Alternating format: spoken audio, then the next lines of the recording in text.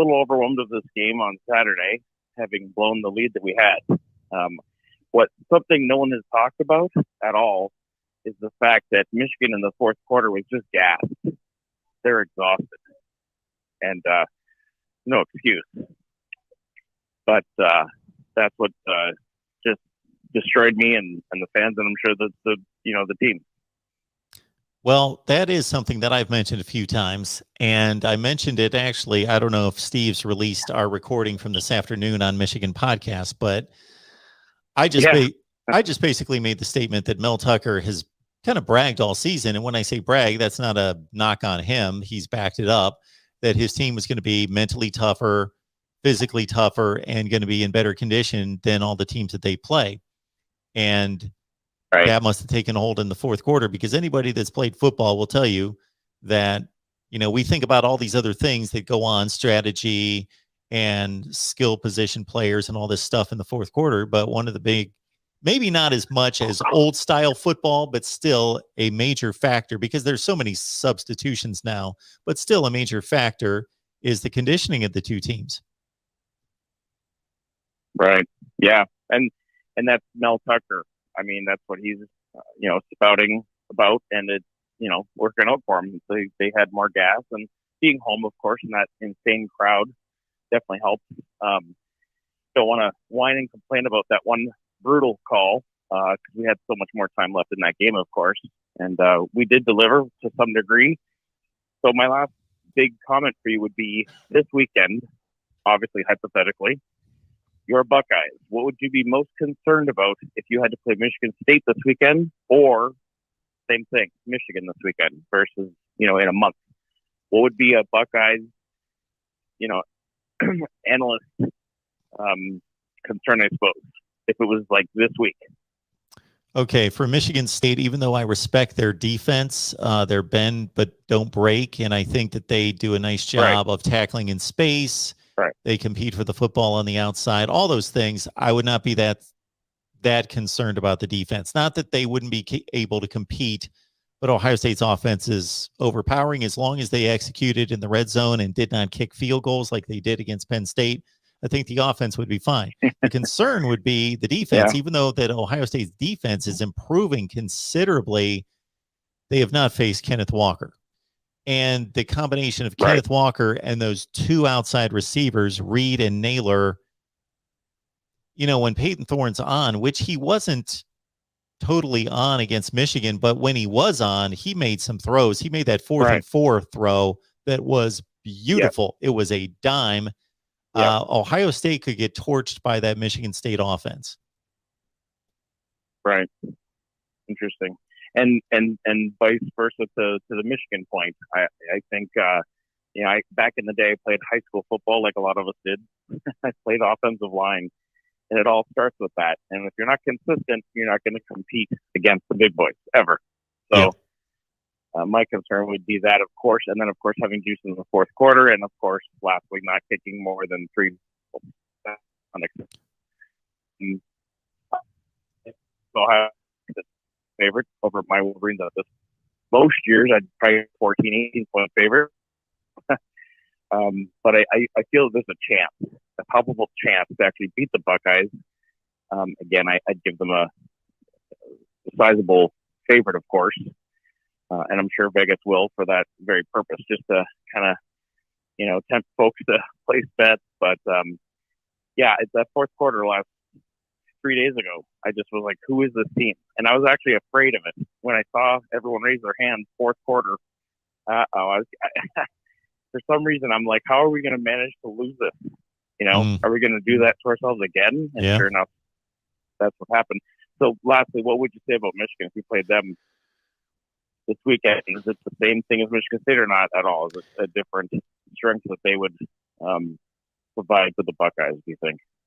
When I looked at Michigan State before they played, I just looked at these teams and I thought they're very similar teams. They both have top 2 to 3 offensive lines in the conference.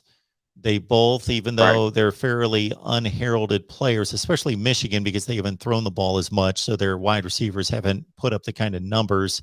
right. that Reed and Naylor Exactly. have. They showed in that game how good they are. Right. And obviously the 1-2 punch of Haskins and Corum up until this game was nearly as effective as a tandem as Kenneth Walker. The two quarterbacks are fairly similar, although I think Peyton Thorne is more elusive and a little bit better runner, and just more elusive, not necessarily that he looks to run, but he can avoid more contact and pressure in the backfield. And up until this game, I would have said that he was a better passer, but I tell you, Cade McNamara, I was super impressed with him threading tight windows. Yeah. His anticipation. There was one throw that he made down the middle that I don't think anyone made a whole lot of, really blew up as some amazing play. But to me, he had a helmet in his chest and he delivered a ball in a tight window that, sometimes you get amazed when you see the quarterback and where the receiver and the defenders were when the ball's coming out of their hand, to really understand and appreciate how much anticipation it took to know where the receiver is going to be, not right now, but where he's going to be in 2.5 seconds and where those defenders are going to be. And he made a couple throws like that I just thought those are NFL. Those are throws that you see Brady and Rodgers make on, and I'm not elevating him to that level by any stretch because they make them every other play, but made those kind of throws. So he was a much better player on Saturday than I've ever seen before. Right. And if he keeps that play up, that will keep JJ on the bench. Yeah. Well, it should. So, you'd think. So, yeah, this is why this is the year with so much parity. It's ridiculous.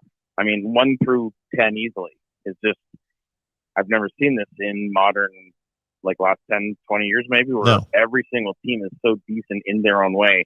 This is the year, I don't know if you agree, where that 1 through 8 playoff. And I'm not just saying that because of my Wolverines. I'm not just saying that because they're holding 7th, barely. Or even 8 for that matter, after last weekend's loss. But could you imagine a 1 through 8, 2 through 7, and just work its way out? That would be amazing. Oh, it'd be phenomenal. I'm the guy that always argues for the 18 playoff, but not based on competition. So the argument you're making right now is it would just be a phenomenal playoff, and I completely agree. I make it based on fairness.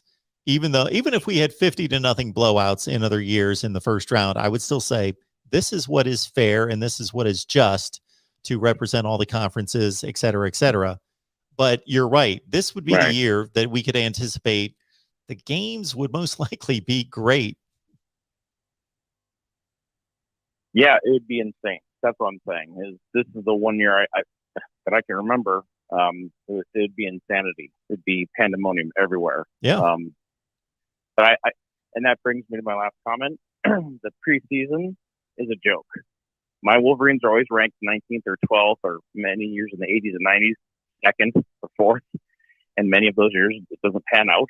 The year runs itself, of course, and to see who's who. They got to stop doing it. And I know it's magazines. I know they all sell, but they're paper. I don't think magazines sell as much as they did 10 or 20 years ago. But, the name, and as great of a brand as we have as Michigan fans, that doesn't preclude what's going to happen throughout the year. So it's nonsense. And I'm just speaking because we get excited and every year because we like to abuse ourselves. It's just, but we're not the only team in the country. There's other teams, of course, that go through this too. I did not see Florida State, starting out this year the way they did. Same with Clemson. They've kind of fallen off the face of the earth a little bit. And I'm sure they're ranked in the top 3 or 5, if memory serves, back in August. So I'd just like to see the preseason just go, and let's just do a test and a ranking based off your week 1, your week 2, I hear you. Well, I appreciate the call. Thank you, sir. Appreciate it. Come down to Florida. We just moved months ago. We're in Melbourne right now. So the ocean usually cures all wounds, but not last week. That sounds, I'm like Steve. I'm a bit harsh on my boys. Well, I got to tell you, if you would have made that comment to me between May and September, I'd be like, no, I'm good. where I'm at here in Connecticut, but it's right about this time of year. This week or last week was about the time that it went suddenly from 75 to 50. Then I'm like, yeah, I can do without this because 25's coming. Sadly enough, I love 50s. Sadly enough, I love 50s and 40s. I'm actually Canadian. Oh, okay. I can't do 5 minutes. I can't do 5 months of Michigan weather in Bay City, Michigan. A little shout out to Bay City.